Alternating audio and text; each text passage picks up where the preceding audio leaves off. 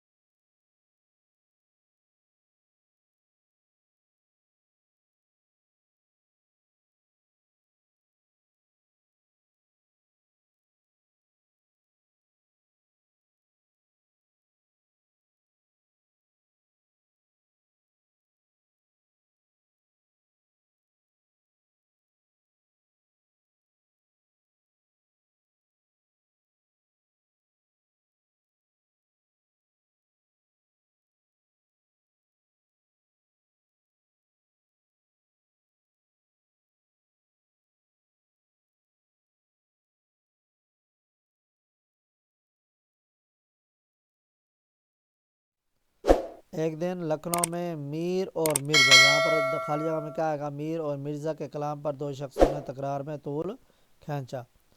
آگے میر صاحب کا کلام آہا اور مرزا صاحب کا کلام واہ ہے۔ گرمی کلام پر سودا بھی چونک پڑے۔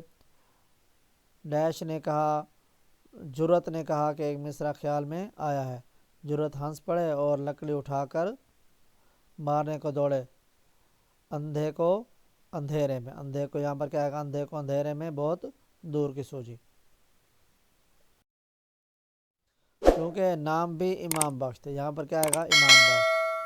ایک شاگرد اکثر بے روزگاری کی، یہاں پر کیا لفظ آئے گا؟ بے روزگاری کی شکایت سے سفر کا ارادہ ظاہر کیا کرتے تھے۔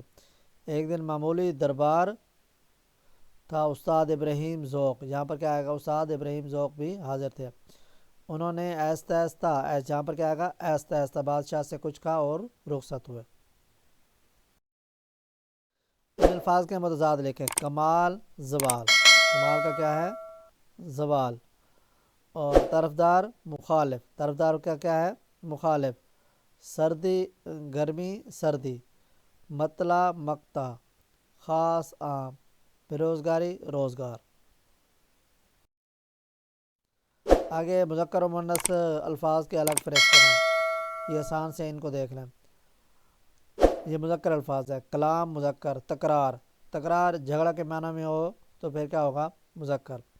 اور طول مذکر۔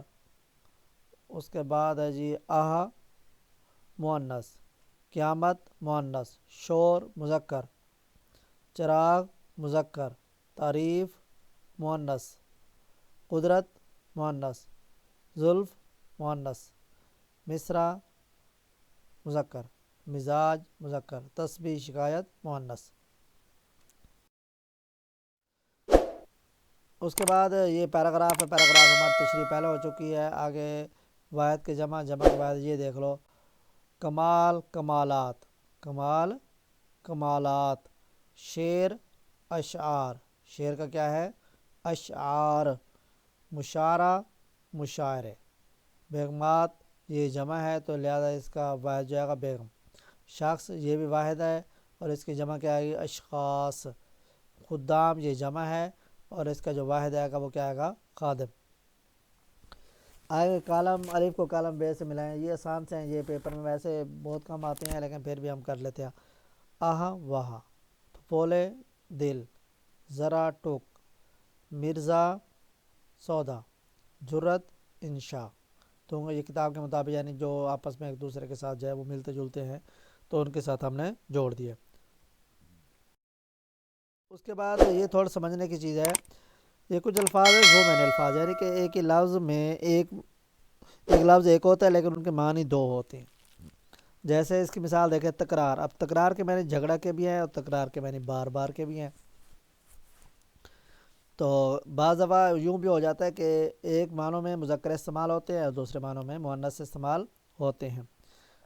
इसी तरह अर्ज़ गुजारिश, और अर्ज़ के मानी चौड़ाई के भी हैं। और मतला, मतला गज़ल का और कसीदे का पहला शेर भी होता है और तुलू होने की जगह भी है। इस तरह आब, आब के मानी पानी के भी होते हैं और एक आब के मानी चमक के भी होते हैं। इसी तरह आप हार, एक हार जो है फूलों का हार होता है और एक हार जो है वो शिकस्त के मानों में भी इस्तेमाल होता है। इस तरह बार, बार के मानी बोझ के भी आते हैं और बार के मानी दफ़ा यानी इस दफ़ा इस मरतबा के मानी में भी आते हैं। इस तरह चाह, चाह कुआं के मायने में भी आते हैं और चाह चाहत के मानों में भी इस्तेमाल होते हैं। तो इस तरीके पर और भी बहुत सारे अल्फाज ऐसे होते हैं जो ज़ू मानी अल्फाज जो है इस्तेमाल होते हैं। तो उम्मीद है आपको ये हमारी मालूमात अच्छी लगी होंगी। आप हमारे चैनल मोहल्ले उर्दू को याद रखें, सब्सक्राइब, लाइक और शेयर करें ताकि हर आने वाली वीडियो आप तक पहुंच सके। अल्लाह हाफिज़।